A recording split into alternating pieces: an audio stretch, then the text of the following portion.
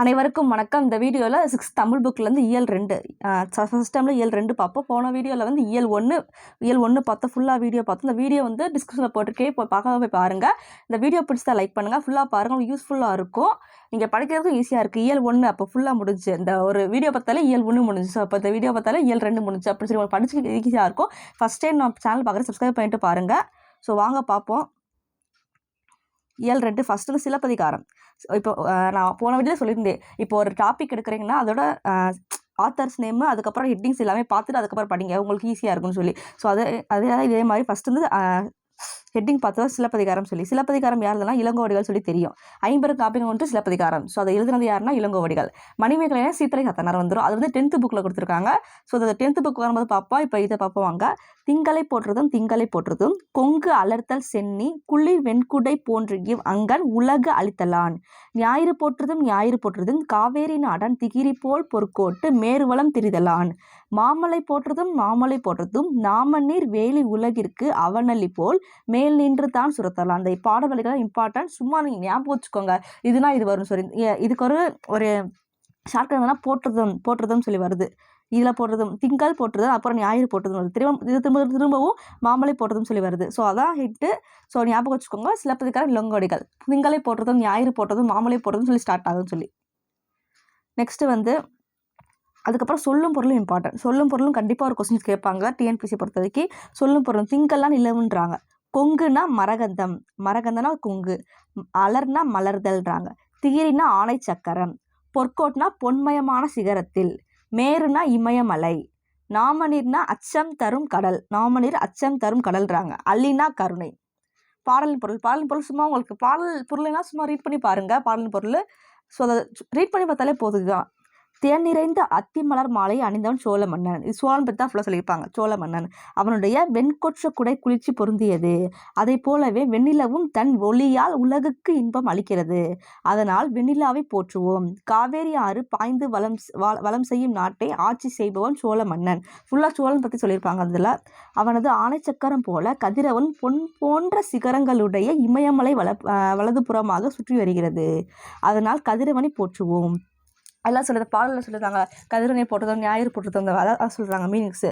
அச்சம் தரும் கடலை எல்லையாக கொண்ட உலகிற்கு மன்னன் அருள் செய்கிறான். அதுபோல மழை வானிலிருந்து பொழிந்து மக்களை காக்கிறது. அதனால் மழையை போற்றுவோம். நெக்ஸ்ட் நூல்வழி தான் இம்பார்ட்டன்ட். ஸோ நூல்வழி சும்மா படிங்க. உங்களுக்கு மனப்பாடம் ஆகலன்னு சும்மா படித்து பாருங்கள், அதுவே போதும். சிலப்பதிகாரம் எடுத்தது நமக்கு தெரியும். இளங்கோவடிகள் சொல்லி 50 காப்பி கொண்டு சிலப்பதிகாரம். ஸோ அதான் கொடுத்துருக்காங்க. இவர் சேர மன்னர் மரபை சார்ந்தவரா? சேர மன்னர் மரபை சேர்ந்தவர் யாரா? சிலப்பதிகாரம். சேர மன்னர் மரபை சேர்ந்தவர் என சிலப்பதிகாரம் பதிகம் சொல்லுதான். யாரும் இளங்கோவடிகளை பற்றி சொல்கிறாங்க. இவர் காலம் வந்து கிபி 2ஆம் நூற்றாண்டு. கிமு இல்லை கிபி, அதை நல்லா பார்த்துக்கோங்க. 50 காப்பி கொண்டு சிலப்பதிகாரம் ஆல்ரெடி நம்ம சொல்லியாச்சு, தெரியும். தமிழ் முதல் காப்பியம். அது தமிழின் இலக்கண நூல். பழமையான இலக்கண நூல் தான் தொல்காப்பியம். அதுவே தமிழ் முதல் காப்பியம்னா சிலப்பதிகாரம் தான் முதல் காப்பியம்ன்றாங்க. 3 இது வந்து என்னென்ன சொல்கிறாங்க? முத்தமிழ் காப்பியம், குடிமக்கள் காப்பியம். முத்தமிழ் காப்பியம், குடிமக்கள் காப்பியம் எந்த நூல் சொல்கிறாங்கன்னு சொல்லி கேட்பாங்க கொஸ்டின்ஸ். அதெல்லாம் சிலப்பதிகாரம்ன்றாங்க ஆன்சர். சிலப்பதிகாரம் மணிமேகலையும் இரட்டை காப்பியங்கள் சொல்லுவாங்க. இதில் இந்த பாடல்கள் நம்ம பார்த்தோம். திங்கள் ஞாயிறு மலை சொல்லி என்ன இயற்கையை வாழ்த்துவதாக இந்நூல் தொடங்கிறது. வாழ்த்து போது நமக்கு பாடமாக தரப்பட்டுள்ளதுன்னு இருக்காங்க. அவ்வளோதான், முடிச்சு சிலப்பதிகாரம் முடிஞ்சு. நெக்ஸ்ட்டு கழுத்தில் சூடுவது தார். கழுத்தில் சூடுவது மாலைக்கு தான் தார்னு சொல்லுவாங்க. தார் ஆன்சர். கதிரவன் மற்றொரு பெயர் ஞாயிறு. வெண்குட்டைனா வெண்மை கூட்டல் குடை வெண்குடைன்றாங்க. பொற்கோட்னா பொன் கூட்டல் கோட்டு பொற்கோட்டு. கொங்கு கூட்டல் அலர்னா கொங்கலர் த ஆன்சர். அவன் குடல் அளிப்போல் அவன் அளிப்போல். நெக்ஸ்ட் காணிலம் வேண்டும் சொல்லி இந்த பாடல் வரும். இந்த காணிலம்னா ஞாபகம் வச்சுக்கோங்க. காணிலம்னு வந்துச்சுன்னா பாரதியார். காணிலம் டக்குன்னு வருது பாரதியார் சொல்லி ஞாபகம் வச்சுக்கோங்க. இந்த பாடலை கொடுத்துருப்பாங்க பாருங்கள். இந்த பாடல் வந்து கொஞ்சம் நல்லாயிருக்கும். பார்த்தோன்னே புரிகிற மாதிரி இருக்கும் இந்த பாடல்லாம். காணிலம் வேண்டும் பராசக்தி காணிலம் வேண்டும். அங்கு தூணில் அழகியதாய் நன் மாடங்கள் தூயன்ற திறனாய் அந்த காணிலத்தினிடையே ஒரு மாளிகை கட்டித்தர வேண்டும். அங்கு கேணி அருகினிலே தென்னை மரம் கீற்றும் இளநீரும் 10-12 தென்னை மரம் பக்கத்திலே வேணும். இதுதான் பாடப்பகுதி. இங்கேருந்து இது வரை தான் பாடப்பகுதி.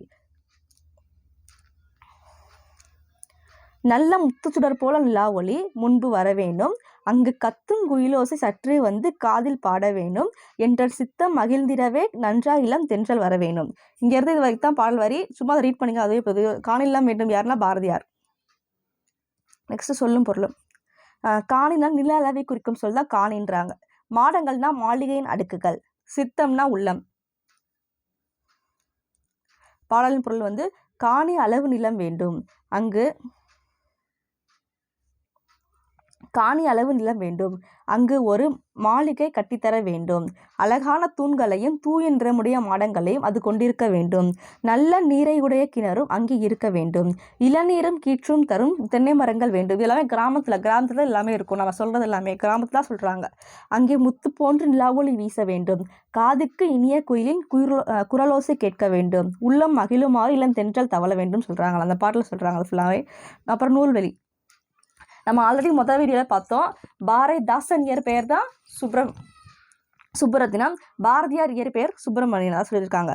20ஆம் நூற்றாண்டு இணையற்ற கவிஞர். இது வரை கேட்க சான்ஸ் இருக்குது, கொஸ்டினாக கேட்பாங்க. 20ஆம் நூற்றாண்டு இணையற்ற கவிஞர் யாருன்னா பாரதியார்ன்றாங்க. அவரது இயற்பெயர் பாரதியார் இயற்பெயர் சுப்பிரமணியன். பாரதிதாசன் இயற்பெயர் சுப்புரத்தினம். இளமையில சிறப்பாக கவிப்பாடும் திறன் பெற்றவர்ன்றாங்க. எட்டயபுரம் மன்னரால் பாரதி என்னும் பட்டம் வழங்கி சிறப்பிக்கப்பட்டவர் பாரதி. தன் கவிதையின் வழியாக விடுதலை உணர்வு ஊட்டியவர் யாருன்னா பாரதியார் தான். விடுதலை உணர்வு, மண்ணுரிமை, பெண்ணுரிமை எல்லாமே பாடுபடுறவங்க தான் பாரதியார்ன்றாங்க. தம் கவிதையின் வழியாக விடுதலை உணர்வை ஊற்றியவர், மண்ணுரிமைக்காகவும் பெண்ணுரிமைக்காகவும் பாடியவர், நாட்டுப்பற்றும் மொழிப்பற்றும் மிக்க பாடல்கள் பலவற்றை படைத்தவர். இவர் எழுதிய நூல்கள் என்னதுன்னா பாஞ்சாலி சபதம், கண்ணன் பாட்டு, குயில் பாட்டு, நிறையாவது இருக்குது. இதெல்லாம் ஒரு 3 கொடுத்துருக்காங்க. பாஞ்சாலி சபதம், கண்ணன் பாட்டு, குயில் பாட்டு, இந்த 3 இருக்காங்க. பாரதியார் கவிதைகள் என்னும் தொகுப்பில் இந்த பாடல் வந்திருக்கு அப்படின்னு சொல்கிறாங்க. இது இம்பார்ட்டன்ட், சும்மா ஃபுல்லாக படிச்சுக்கோங்க. நெக்ஸ்ட்டு கிணறுனா கேணி, சித்தம்னா உள்ளம், மாடங்கள் என்பது பொருள் மாளிகையின் அடுக்குகள்றாங்க. மாளிகையின் அடுக்குகள். நன்மாடங்கள்னா நன்மை கூட்டல் மாடங்கள். நிலத்தின் கூட்டல் இடையே. முத்து கூட்டல் சுடர், முத்துச்சுடர் இச்சு வரும். நிலா கூட்டல் ஒளி, நிலா ஒளி. முத்துச்சுடர் போல நிலா ஒளி. தூய நிறத்தில் மாடங்கள். முத்துச்சுடர் போல நிலா ஒளி, தூய நிறத்தில் மாடங்கள், சித்தம் மகிழ்ந்திட தென்றல். ஸோ இதான் ஆன்சர். நெக்ஸ்ட் சிறகின் ஓசை. இது வந்து பறவையை பற்றி ஃபுல்லாக சொல்லியிருப்பாங்க இந்த லெசனில். ஃபுல்லாக பார்ப்போம். மனிதர்கள் வெளியூர்களுக்கு சென்று மீண்டும் தம் சொந்த ஊருக்கு திரும்புவதை அறிவோம். அதை போலவே பறவைகளும் வெளிநாடுகளும் சென்று திரும்புகின்றன. நம்ம எப்படி வெளியூருக்கு போகிறோமோ ஸோ அது மாதிரி பறவைகளும் ஊராக செல்லுது, வெளிநாட்டுக்கு செல்லுன்றாங்க. அதை வலசை போதம்னு சொல்லுவாங்க, மைக்ரேஷன் சொல்லுவாங்க இங்கிலீஷில் பொறுத்த வரைக்கும். பறவைகள் கண்டம் விட்டு கண்டம் பறக்கின்றன. அவை பெருங்கடல்களையும் மலைகளையும் கடந்து போகின்றன. குறிப்பிட்ட காலத்துக்கு பிறகு புறப்பட்ட இடத்துக்கே வந்து சேர்கின்றன. இவ்வாறு பறவைகள் இடம்பெயர்தலை தான் ஒருத்தருக்கு பொருள். ஸோ அதான் வலசை போதல் சொல்கிறாங்க. நீர்வாழ் பறவைகளை பெரும்பாலும் வலசை போதல். மைக்ரேஷன் பேர்ட்ஸில் எது மைக்ரேஷன், அதாவது வலசை போதல் நிறைய போகுதுன்னா நீர்வாழ் பறவைகள்ன்றாங்க. உணவு, இருப்பிடம், தட்பவெப்பநிலை மாற்றம், இனப்பெருக்கம் இவற்றுக்காகவே பறவைகள் இடம்பெயர்கின்றன. இந்த முக்கியமான காரணம் இதான் சொல்கிறாங்க. உணவு, இருப்பிடம், தட்பவெப்பநிலை மாற்றம், இனப்பெருக்கம், இதனால தான் பறவைகள் வலசை போதல்னு சொல்கிறாங்க. நெக்ஸ்ட்டு நிலவு, விண்மீன், புவியீர்ப்புலம் ஆகியவற்றை அடிப்படையாக கொண்டே பறவைகள் இடம்பெயர்கின்றன. பொதுவாக வடக்கிலிருந்து தெற்கு நோக்கியும் மேற்கிலிருந்து கிழக்கு நோக்கியும் பறவைகள் வலசை போகின்றன. எப்படின்னா வடக்குலேருந்து தெற்கு போகுதான், நெக்ஸ்ட்டு வந்து மேற்குலேருந்து கிழக்கு போகுதுன்றாங்க. பறவைகள் தங்களுக்கென ஒரு வழித்தடத்தை தேர்ந்தெடுத்து அந்த பாதையிலே பறக்கின்றன. சில பறவை இனங்கள் அதே பாதையில் தாய் நிலங்களுக்கு திரும்புகின்றன. சில பறவை இனங்கள் போவதற்கும் வருவதற்கும் இருவேறு பாதைகளை பயன்படுத்தின. ஒரு சில பறவைகள்லாம் டேரெக்டாக ஒரு வழி தான் வச்சுருக்கு, ஒரு சில பறவைகள்லாம் ரெண்டு ரூட் வச்சுருக்கு அப்படின்னு சொல்கிறாங்க. பயணம் செய்யும் போது சில வகை பறவைகள் இறை, ஓய்வு போன்ற தேவைகளுக்காக தரையிறங்கும். இடையில் எங்கும் நிற்காமல் பறந்து வாழிடம் சேரும் பறவைகளும் உண்டு.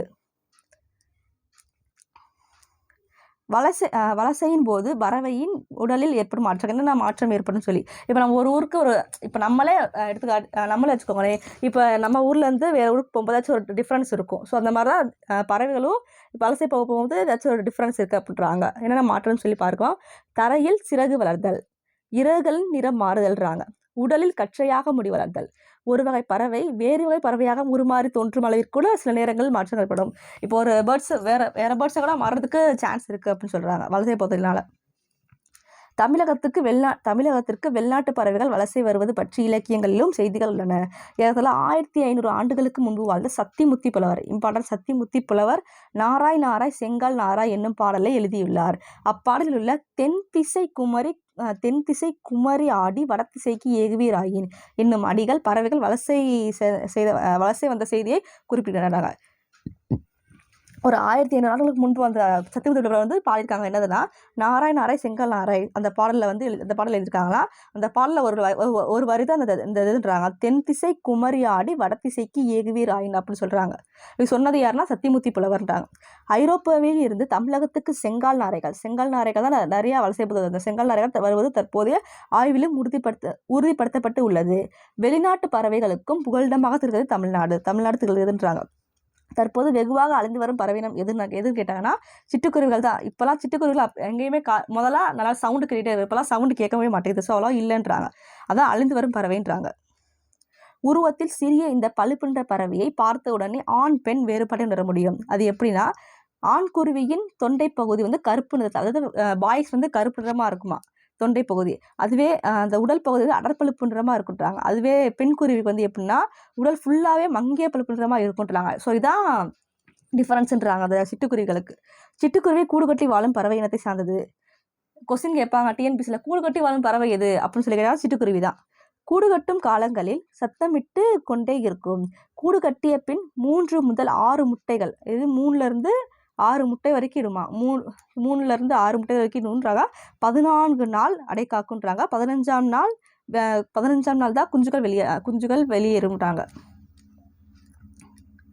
துருவ பகுதிகள் தவிர மனிதன் வாழும் இடங்களில் எல்லாம் சிட்டுக்குருவிகளும் வாழ்கின்றன. துருவ பகுதிகள் தவிர மற்ற எல்லாத்துலேயுமே சிட்டுக்குருவிலாம் வாழுதுன்றாங்க.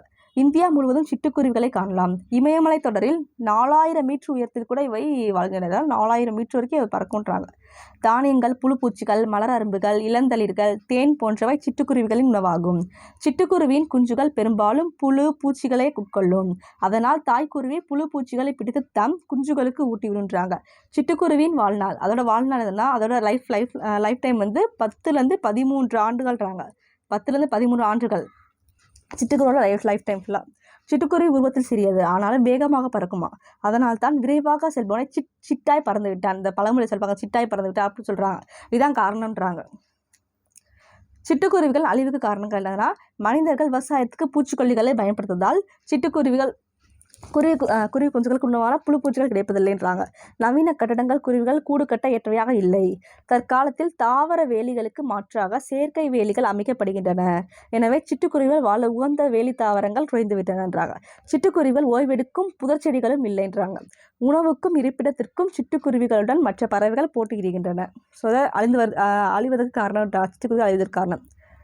பறவையினங்களை காப்பாற்ற நாம் செய்ய வேண்டியவை என்னென்னா, ஆள் அரசு போன்ற மரங்களையும், ஆள் அரசுல புல்லுன்னு சொல்லுவாங்க தான், ஆள் அரசு போன்ற மரங்களையும் அவரை புடலை போன்ற கொடிகளையும் வளர்க்க வேண்டும். நமது மண்ணிற்கேற்ற பிற உள்ளூர் தாவரங்களையும் வளர்க்க வேண்டும்.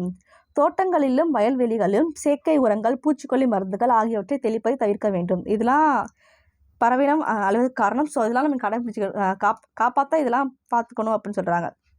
காக்கை குருவி எங்கள் ஜாதி சொன்னது யாருன்னா பாரதியார். காக்கை குருவி எங்கள் ஜாதி அப்படின்னு சொன்னது பாரதியார் பாடினார். சமைப்பதற்கு தம் மனைவி வைத்திருந்த சிறிதளவு அரிசியையும் முற்றத்தில் இருந்த சிட்டுக்குருவிகளுக்கு மகிழ்வுடன் போட்டுவிட்டு பட்டினியாக இருந்தாராம் இவர். என்னடா அந்த காலத்திலே இப்படியா? ஸோ அந்த மாதிரி தான் இருக்குது. மனிதன் இல்லாத உலகில் பறவைகள் வாழ முடியும். பறவைகள் இல்லாத உலகில் மனிதன் வாழ முடியாது. இது கரெக்டு. ஏன்னா மனுஷன் இல்லாமல் பறவைகளும் வளர்ந்துரும். ஆனால் நம்ம பறவை இல்லாமல் மனுஷன் வாழவே முடியாது. இப்போ இப்போலாம் பேர்ட்ஸ்லாம் கொன்று சாப்பிட்றாங்க. ஸோ அந்த மாதிரி ஆயிடுச்சு. எங்கிறார் பறவையியல் ஆய்வாளர். இது சொன்னது யாருன்னா சலீம் அலின்றாங்க. மனிதன் இல்லாத உலகில் பறவைகள் வாழ முடியும், பறவைகள் இல்லாத உலகில் மனிதன் வாழ முடியாது அப்படின்னு சொன்னது யாருன்னா சலீம் அலியா. இவ்வுண்மையை நாமும் உணர்ந்து இயற்கையை பற்றி பறவைகளை காப்போம். இது கரெக்டாக தான் இருக்குது. இந்தியாவின் பறவை மனிதர் பாக்ஸ் பாருங்கள். இந்தியாவின் பறவை மனிதர் யாருன்னா சலீம் அலி. டாக்டர் சலீம் அலி தான் இந்தியாவின் பறவை மனிதர். இந்தியாவின் பறவை மனிதர் டாக்டர் சலீம் அலி. இன்றைய பறவையியல் ஆய்வாளர்களுக்கு முன்னோடி வந்து சலீம் அலி. தம் வாழ்நாள் முழுவதும் பறவைகளை பற்றி ஆராய்ச்சி செய்வதிலும் அவற்றை படம் பிடிப்பதிலும் ஈடுபட்டார். அதனால் இவர் இந்தியாவின் பறவை மனிதர். இந்தியாவின் பறவை மனிதர் யாருன்னா சலீம் அலின்றாங்க. பறவைகள் குறித்து பல நூல்களையும் எழுதியுள்ளார். தம் வாழ்க்கை வரலாற்று நூலுக்கு சிட்டுக்குருவின் வீழ்ச்சி, த ஃபால் ஆஃப் ஸ்பேரோஸ் அப்படின்னு நேம் வச்சுருக்காங்க.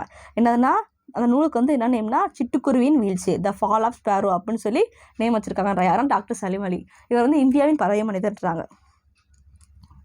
இங்கே ஒரு பாக்ஸ் வரும். இது ஏன் கொடுக்கலன்னு தெரில. ஆர்டிக்காலை வந்து நெடுந்தொலைவு, அது வந்து நிற்கவே நிற்காது. அந்த பறவை நெடுந்தொலைவு அப்படியே பறந்துக்கிட்டே இருக்குமா. கிட்டத்தட்ட 24 கிலோமீட்டர் வரைக்கும் பறந்துக்கிட்டே இருக்கும் அப்படின்னு சொல்லுவாங்க அந்த ஆர்டிக்காலா. இது இல்லை, பட்டு உங்களுக்கு தனியாக நோட்ஸ் போடுறது. ஸோ அதை பார்ப்போம். இதை பாருங்கள், பறவை பற்றிய படிப்பு. பறவை பற்றி படிக்கிறாங்களா, அதை வந்து ஆர்த்தினாலஜின்னு சொல்கிறாங்க. ஆர்த்தினாலஜி எனப்படுன்றாங்க. உலக சிட்டுக்குருவிகள் தினம் மார்ச் 20. இதுக்கு ஒரு ஷார்ட்ஸ் போட்டிருப்பேன், போய் பாருங்கள். முக்கிய தினங்கள்னு சொல்லி ஒரு ஷார்ட்ஸ் போட்டிருப்பேன். அது ஒரு டக்குன்னு புரிய ஒரு அஞ்சு டேட் போட்டிருப்பேன். ஸோ உலக சிட்டுக்குருவிகள் தினம் மார்ச் 20. தட்பவெப்பம்னா தட்பம் கூட்டல் வெப்பம், தட்பவெப்பம்ன்றாங்க. வேதி உரங்கள், வேதி கூட்டல் உரங்கள், வேதி உரங்கள். தரை கூட்டல் இறங்கும், தரை இறங்கும். வழி கூட்டல் தடம்னா வழித்தடம். சிட்டுக்குருவி வாழ முடியாத பகுதி துருவ பகுதின்றாங்க. நெக்ஸ்ட் இந்த கோவிட் இடங்கள் நெருப்புக. ஃபில்லிங் த பிளாங்க்ஸ் பாருங்கள். மிக நீண்ட தொலைவு பறக்கும் பறவை, அதாவது நான் சொன்னேன்ல அப்படியே பறந்துக்கிட்டே இருக்கும் அப்படின்னு சொல்லுவாங்க. இதெல்லாம் ஆர்டிகால்ன்றாங்க. இன்னொரு பாக்ஸ் விட்டுட்டேன், கொஞ்சம் பாருங்கள். இன்னொரு பாக்ஸ் வந்து இந்த பாக்ஸ் பாருங்கள். கப்பல் பறவை. கப்பல் பறவை வந்து சிறகடிக்காமல் கடலையும் தாண்டி பறக்கும் பறவை எதுனா கப்பல் பறவைன்றாங்க. ஃப்ரைகேட் பேர்ட், கப்பல் பறவை. இது தரை இறங்காமல் 400 கிலோமீட்டர் வரை பறக்குன்றாங்க. தரை இறங்காதான். இது கப்பல் கூளைக்கூடா கடற்கொள்ளை கப்பை என்று அழைக்கப்படுகிறது. கப்பல் கூளைக்கூடா கடற்கொள்ளை பறவை எதுனா கப்பல் பறவை தான் அப்படி சொல்கிறாங்க.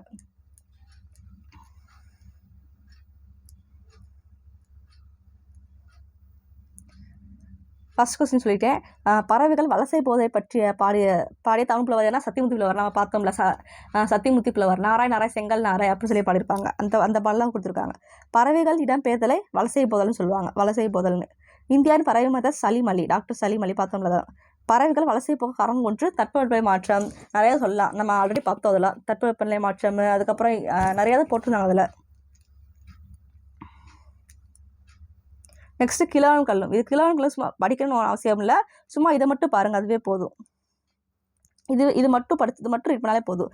கிழவனும் கடலும், த old man and the C என்னும் ஆங்கில புதினம். இது இம்பார்ட்டன்ட். ஆங்கில புதினம், இங்கிலீஷ் புதினமா தமிழ் மொழிபெயர்க்கப்பட்டு படக்கதையாக இங்கே சுருங்கி கொடுக்கப்பட்டுள்ளதுன்றாங்க. இந்நூல் 1954ஆம் ஆண்டு, எப்போனா 1954ஆம் ஆண்டு நோபல் பரிசு பெற்றது. இந்நூலின் ஆசிரியர்னா என்எஸ் ஹெமிங்வே. இது மட்டும் இந்த லெசனில் இது மட்டும் போதும். கிழவனும் கல்லும் அதுதான் ஆங்கில புதினம். அது வந்து எப்போ நோபல் பரிசு கிடச்சிதுன்னா 1954. இதோட ஆசிரியர் வந்து என்எஸ் ஹெமிங்வே. இது மட்டும் போதும். இதெல்லாம் தேவையில்லை, படிக்கணும்னு அவசியம் இல்லை. அதுக்கப்புறம் கேரக்டர்ஸ் நேம் மட்டும் சும்மா பார்த்துக்கோங்க. இது அந்த கதையின் நாயகன் சாண்டியாகோ 84 நாள் மீனே கிடைக்கலன்னு சொல்லி அவங்க வந்து அங்கே மீன் பிடிக்க போயிருப்பாங்க. அந்த தாத்தா இங்கே தாத்தா நிற்கிறாங்களா, அவங்க பேர் தான் சாண்டியாகோ. அந்த பையன் பேர் வந்து மனோலின் தான் கொடுத்துருக்காங்க. மனோலின். கேரக்டர்ஸ் நேம் தெரிஞ்சாலே போதும், ஃபுல்லாக படிக்கணும்னு அவசியம் இல்லை. அப்படியே போய்கிட்டே இருக்கு பாருங்கள். இதெல்லாம் ஒன்றும் படிக்கணும்னு அவசியம் இல்லை. நெக்ஸ்ட்டு வந்து முதல் எழுத்து சார்பு எழுத்து. எழுத்துக்கள் 2 வகைப்படும். முதல் எழுத்து சார்பு எழுத்து. முதல் எழுத்துக்கள் ஃபஸ்ட்டு. முதல் எழுத்துக்கள் வந்து உயிரெழுத்துக்கள் 12 சொல்லி தெரியும். மெய் எழுத்துக்கள் 18 ஆகிய 30 எழுத்துக்கள் முதல் எழுத்துக்கள். 12 இது வந்து 18. ஸோ ஆட் பண்ணோம்னா 30. அப்போ 30 முதல் எழுத்துக்கள் 30 எழுத்துக்கள்ன்றாங்க. பிற எழுத்துக்கள் தோன்றுவதற்கும் இயங்குவதற்கும் முதல் காரணமாக இவை இருக்கின்றன. ஸோ அதனால் முதல் எழுத்துக்கள் அப்படின்னு சொல்கிறாங்க. சார்பு எழுத்துக்கள். முதல் எழுத்துக்கள் சார்ந்து வரும் எழுத்துக்கள் சார்பு எழுத்துக்கள். முதல் எழுத்துக்கள் சார்ந்து வரதா சார்பு எழுத்துக்கள் அப்படின்னு சொல்கிறாங்க. இவை 10 வகைப்படும்ன்றாங்க. முதல் எழுத்துக்கள் 30 வகைப்படும். சார்பு எழுத்துக்கள் வந்து 10 வகைப்படும். இந்த சார்புக்கு 10 என்னதுன்னா உயிர்மை, ஆயுதம், உயிரிழபடை, ஒற்றளபடை, குற்றிய லிகரம், குற்றிய லுகரம், ஐகார குறுக்கம், ஔகார குறுக்கம், மகார குறுக்கம், ஆயுதம். இந்த 10 தான் சார்பு எழுத்துக்கள் அப்படின்னு சொல்கிறாங்க. இதில் வந்து இதில் வந்து உயிர்மை ஆயுதம் பற்றி கொடுத்துருக்காங்க. நெக்ஸ்ட்டு புக்கில் மிச்சம் வந்து பார்ப்போம். இதில் உயிர்மை ஆயுதம் மட்டும் கொடுத்துருக்காங்கன்றாங்க. உயிர்மை வந்து மெய் எழுத்துக்களும் உயிரெழுத்துக்களும் ஒன்றோடு ஒன்று சேர்வதால் உயிர்மை எழுத்துக்கள் தோன்றுகின்றன அப்படின்றாங்க. உயிர்மெய் எழுத்தில் ஒளி வடிவம் மெய்யும் உயிரும் சேர்ந்ததாக இருக்கும். வரி வடிவம் வந்து மெய்யெழுத்தை ஒத்திருக்கும். ஒலிக்கும் கால அளவு உயிரெழுத்தை ஒத்திருக்கும்ன்றாங்க. முதல் எழுத்துக்கள் சார்ந்து வருவதால் அவை சார்பு எழுத்து வகைகள் அடங்கும். ஸோ அது கரெக்டு. நெக்ஸ்ட் ஆயுதம். 3 புள்ளிகள் ஆயுதம். நம்ம போன இயலில் பார்த்தோம். என்னதுன்னா ஆயுதத்துக்கள் மாத்திரை. குரில் நெடில் மாத்திரைலாம் பார்த்தோம். குரிலுக்கு வந்து ஒரு மாத்திரை சொல்லி பார்த்தோம், நெடிலுக்கு வந்து 2 மாத்திரை. அப்போ மெய்யெழுத்துக்களுக்கும் ஆயுதெழுத்துக்கும் ஒரே மாத்திரை என்னதுன்னா அரை மாத்திரை சொல்லி பார்த்தோம். அப்போ இது எல்லாம் ஞாபகம் வச்சுக்கோங்க, ரிவைஸ் பண்ணுற மாதிரி இருக்குது. இதை பார்த்தோன்னே இதெல்லாம் படித்தோமா டக்குன்னு ஞாபகம் வரும், அந்த மாதிரி படிங்க. ஆயுதம் வந்து அக்கனை தான் ஆயுதம் சொல்லுவாங்க. 3 புள்ளிகளை உடைய தனித்த வடிவம் பெற்றது, கரெக்டு. இதுக்கு வந்து நரநேன்னு சொல்கிறாங்க. என்னதுன்னா ஆயுத எழுத்துக்கள் வந்து முப்புள்ளி முப்பார் புள்ளி தனிநிலை அக்கேனம். இதெல்லாம் இம்பார்ட்டன்ஸ். முப்புள்ளி முப்பார் புள்ளி தனிநிலை அக்கேனம் என்று வேறு பெயர்கள் இதற்கு உண்டுன்றாங்க. நுட்பமான ஒழிப்பு முறை உடையது. தனக்கு முன் ஒரு குரில் எழுத்தையும் இப்போ நான் ஒரு எக்ஸாம்பிள் பாருங்களேன். அக்துன்னு சொல்லி இருக்குது. அக்துன்னா இதை பாருங்கள், தனக்கு முன் ஒரு குரில் எழுத்து, கரெக்டு. குரில் எழுத்து 5 பார்த்தோமா, அப்போ ஆ ஈ அதெல்லாம் குரில் எழுத்து கரெக்டாக இருக்குது. தனக்கு பின் ஒரு வல்லினம்னா என்னதுன்னு கசரதாபரா வரும். அப்போ தால தூ வருதா, ஸோ அப்போ கசரதாபரா அந்த தூ எழுத்தையும் பெற்று சொல்லின் இடையில் மட்டும் வரும். ஸோ அதான் ஆயுதம் சொல்கிறாங்க. அக்து எக்ஸாம்பிள் தான் அக்துன்றாங்க. தனித்தியங்கா சொல்லி தெரியும். முதல் எழுத்துக்களாகிய உயிரையும் மெய்யையும் சார்ந்து இயங்குவதால் ஆயுத எழுத்து சார்பு எழுத்துக்கள் ஆகும். ஸோ அவ்வளோதான், இதெல்லாம் நமக்கு ஒன்றும் தேவையில்லை.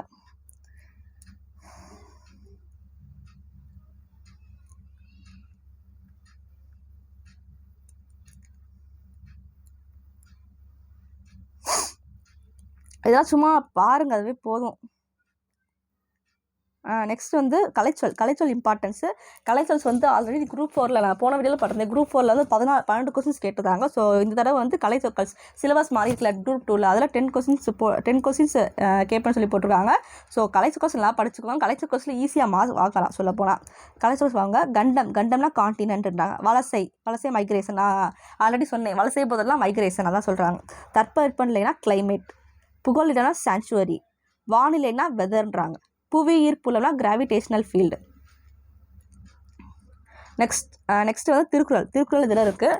ஒரு இயல் எடுத்தோம்னா கண்டிப்பாக ஒரு திருக்குறள் வரும். திருக்குறள் வந்து இம்பார்ட்டன்ஸ். நம்ம குரூப் 2 திருக்குறள் வந்து அவங்களே கொடுத்துருந்தாங்க என்னென்ன படிக்கணும் அப்படின்னு சொல்லி. ஸோ அதுவே போதும். இது திருக்குறள் பார்ப்போவாங்க. அகர முதல எழுத்தெல்லாம் ஆதி பகவன் முதற்றிய உலகு. நீங்கள் ஒரு திருக்குறள் எடுத்தீங்கன்னா அது மீனிங்ஸ் தெரிஞ்சாலே போதும். அகரம் முதல எழுத்தெல்லாம் ஆதி பகவான் முதற்றிய உலகு. அகரமே எழுத்துக்களுக்கு தொடக்கம், அதுபோல் ஆதி பகவான் உலகுக்கு தொடக்கம். சும்மா ரீட் பண்ணுங்கள், அதுவே போதும். பட் திருக்குறள் மட்டும் படிச்சுக்கோங்க. அந்த மீனிங் வந்து அதோட மீனிங் தெரிஞ்சாலே போதும். விண்ணின்று பொய்ப்பின் வீறுநீர் வியன்லுகத்து உள்நின்று உடற்றும் பசின்றாங்க. மழை உரிய காலத்தில் பெய்யாது போனால் உலகத்து உயிர்களை எல்லாம் பசி துன்புறுத்தும். கெடுப்பதுவாம் கெட்டார்க்கு சாய்பாய் மற்ற அங்கே எடுப்பதுவாம் எல்லாம் மழை. ஊரிய காலத்தில் பெய்யாது இருப்பது மழைதான், ஊரிய காலத்தில் பெய்து காப்பது மழைதான்றாங்க. சேகரே செய்வர் பெரியர் சிறியர் சேகரே செய்கலாதார். முடியாத செயலையும் முடித்து காட்டுபவர் பெரியோர், முடியாது என்பவர் சிறியர்ன்றாங்க. தம்மின் மக்கள் அறிவுடைமை மாநிலத்து மண்ணுயிர்க்கெல்லாம் இனிது. தம்மை விட தம் பிள்ளைகள் அறிவுடையோர் என்றால் மக்களுக்கு அதுதான் மகிழ்ச்சின்றாங்க. ஈன்ற பொழுதின் பெருதொக்கும் தன் மகனை சான்றோர் என கேட்ட தாய், தன் பிள்ளையின் புகழை கேட்ட தாய் பெற்றோர் பெற்றெடுத்த போது அடைந்த மகிழ்ச்சியை விட பெருமகிழ்ச்சி அடைவாள்றாங்க. அன்பிலார் எல்லாம் தமக்கூரே அன்புடையார் என்பும் ஊரியர் பிறருக்கு. அன்பு இல்லாதவர் எல்லா பொருளும் தமக்கே என்பார்கள். அன்பு உடையவர்கள் தம் உடலையும் பிறருக்கே என்பார்கள். இதெல்லாம் பார்த்தாலே புரியும். ஸோ அந்த மாதிரி தான் கொடுத்துருக்காங்க. அன்பின் வலியது உயர்நிலை அக்தில்லாருக்கு என்புத்தோல் போர்த்த உடம்பு. அன்பு இருப்பது தான் உயிருக்கு உடல். அன்பு இல்லாது வெறும் தோலும் எலும்பும் தோலும் தான். பணிவுடையான் இன்சொல்லால் ஆதல் ஒருவருக்கு அணியல்ல மற்ற பிற. பணிவும் இன்சொல்லுமே ஒருவருக்கு மிகச்சிறந்த அணிகலன்கள் ஆகும், மற்ற அணிகலன்கள் ஆகாது. இனிய உள்ளவாக இன்னாத குரல் கனி இருப்ப காய்க்க வந்தற்று. இனிய சொல் இருக்கும்பொழுது இன்னாச்சொல் பேசுவது கனி இருக்கும்போது காயை உண்பது போன்றதுன்றாங்க. நெக்ஸ்ட் நூல்வழி தான் இம்பார்ட்டன்ட். எல்லா புக்லையுமே எடுத்துங்க, நூல்வழி தான் ரொம்ப இம்பார்ட்டன்ட். நூல்வழின்னு தனியாக ஒரு வீடியோ போடுறேன், ஸோ அதை பாருங்கள், உங்களுக்கு படிக்கிறதுக்கு யூஸ்ஃபுல்லாக இருக்கும். நூல்வழின்னு தனியாக ஒரு வீடியோ போட்டோம்னா, ஸோ அது நெக்ஸ்ட் வீடியோ போடுறேன். திருவள்ளுவர் 2000 ஆண்டுகளுக்கு முற்பட்டவர். 2000 ஆண்டுகளுக்கு முற்பட்டவர் யாருன்னா திருவள்ளுவர்ன்றாங்க. எக்காலத்துக்கு பொருந்தும் வாழ்க்கை நெறிகளை வகுத்து கூறியுள்ளார். அது கரெக்டு தான். வான்புகழ் வல்லுநரோட இவனோட என்னென்ன சொல்கிறாங்கன்னா புகழ்கிறாங்க. அதாவது சிறப்பெயர்கள் வந்து வான்புகழ் வல்லுநர், தெய்வ புலவர், பொலியியல் புலவர், பெருநாவலர் நிறையா பேர் இருக்குது. பட் இதெல்லாம் கொஞ்சம் தான் கொடுத்துருக்காங்க. பட் 10th புகழ் நிறையா கேட்டிருக்காங்க. திருக்குறள் வந்து அறத்துப்பால் பொருட்பால் 80 சொல்லி 3 பிரிச்சிருக்காங்கன்றாங்க. 11 கீழ்கணக்கு நூல்கள் 1, 11 கீழ்கணக்கு நூல்கள் 1 திருக்குறள். அறநூற்கள் எல்லாமே 11 கீழ்கணக்கு நூல்கள் தான் வந்து. நாலடியார் திருக்குறள் எல்லாமே அறநூற்கள். பட் அது எல்லாமே 11 கீழ்கணக்கு நூல்களில் தான் வருன்றாங்க. திருக்குறள் வந்து 133 அதிகாரங்கள், 1330 குறட்பாக்கள் சொல்லி தெரியும். 133 அதிகாரங்கள், 1330 குறட்பாக்கள். திருக்குறள் இல்லாதுமில்லை சொல்லாதுமில்லை. இல்லாதுமில்லை சொல்லாதுமில்லை எந்த நூல் சொல்லி கேட்பாங்க, அதெல்லாம் திருக்குறள்றாங்க. திருக்குறள் இல்லாதுமில்லை சொல்லாதுமில்லை என்ற வகையில் சிறந்து விளங்குகிறது. திருக்குறளுக்கு உலகப்பொதுமறை, வாயிரை வாழ்த்து முதலிய சிறப்பெயர்கள். அதாவது திருவள்ளுவருக்கு சிறப்பெயர்கள் வந்து வான்புற வல்லுனர், தெய்வப்புலவர், பொய்ப்புலவர். அதே மாதிரி திருக்குறளுக்கும் வேறு பெயர்கள் சிறப்பெயர்கள் இருக்கா, அது வந்து உலகப்பொதுமறை, வாயிரை வாழ்த்து அப்படின்னு சொல்கிறாங்க. 100க்கும் மேற்பட்ட மொழிகள் திருக்குறள் மொழிபெயர்க்கப்பட்டுள்ளது. நிறையா மொழியில் வந்து மொழிபெயர்த்துருக்காங்க. அதுக்கெல்லாம் இங்கிலீஷில் வந்து ஜி போப்ஸ் அந்த மாதிரி நிறையா மொழியில் மொழிபெயர்த்துருக்காங்க. அது வந்து 10th புக்கில் கொடுத்துருக்காங்க. 10th புக் போடும்போது ஸோ அது தனியாக ஒரு ஷார்ட்ஸ் மாதிரி போகிறேன். ஸோ அதை பாருங்கள். இது முடிஞ்சு மக்களுக்கு மகிழ்ச்சி தருவது அறிவுடைய மக்கள்றாங்க. ஒருவருக்கு சிறந்த அணி இன்சொல். இந்த குறள் ஃபில் பண்ணுங்க அப்படின்னு சொல்லி எக்ஸாம்பிள் கூட கேட்க சான்ஸ் இருக்குது. குறள் ஃபில் பண்ணுங்க சொல்லி, இனிய உளவாக இன்னாத குறள் கனி இருப்ப காய்க்காந்தற்று. அப்போ நீங்கள் ஃபில் பண்ணும்போது உங்களுக்கு வந்து குறள் தெரிஞ்சிருக்கணும், இதுக்கு இது வரும்னு சொல்லி. ஸோ குறள் படிச்சுக்கோங்க. பட் குறள் படிச்சுக்கோங்க, அதோட பொருள் வந்து சும்மா ரீட் பண்ணாலே போதும். அன்பிலார் எல்லாம் தமக்குரியர் அன்புடையார் என்பும் ஊரியர் பிறர்க்கு. இதை பாருங்களேன். 2016ஆம் ஆண்டு ரியோ நகரில் மாற்றுத்திறனாளிகள் ஒலிம்பிக் போட்டி நடைபெற்றது. அதில் தமிழ்நாட்டை சேர்ந்த மாரியப்பன் கலந்து கொண்டார். எப்போனா 2016. உயரம் தாண்டுதல் போட்டியில் அவர் தங்கப்பதக்கம் பெற்றார். செய்தியாளர்கள் அவருடைய தாயிடம் நேர்காணல் செய்தனர். என் மகனின் வெற்றி எனக்கு மிகவும் மகிழ்ச்சி அடைகிறது. அவனை பெற்ற பொழுதை விட எப்போது அதிகமாக மகிழ்கிறேன் என்று மகிழ்ச்சியும் கூறலாம். இதுக்கு வந்து எந்த குறள் மேட்ச் ஆகும் அப்படின்னு சொல்லி கேட்குறாங்க. எந்த குறள் மேட்ச் ஆகும்னா, ஈன்ற பொழுதின் பெருதுக்கும் தன் மகனை சான்றோர் என கேட்ட தாய். ஸோ இந்த குறள் தான் மேட்ச் ஆகும் அப்படின்னு சொல்லியிருக்காங்க. இந்த மாதிரிலாம் எக்ஸாமில் கேட்பாங்க. ஏன்னா இப்போ குரூப் 4லே கேட்டிருந்தாங்க. ஸோ இப்படிலாம் கேட்க சான்ஸ் இருக்குது. இந்த வீடியோ ஃபுல்லாக பாருங்கள். ஏதாச்சும் டவுட் இருந்துச்சுன்னா கமெண்ட் பண்ணுங்கள். Thank you friends.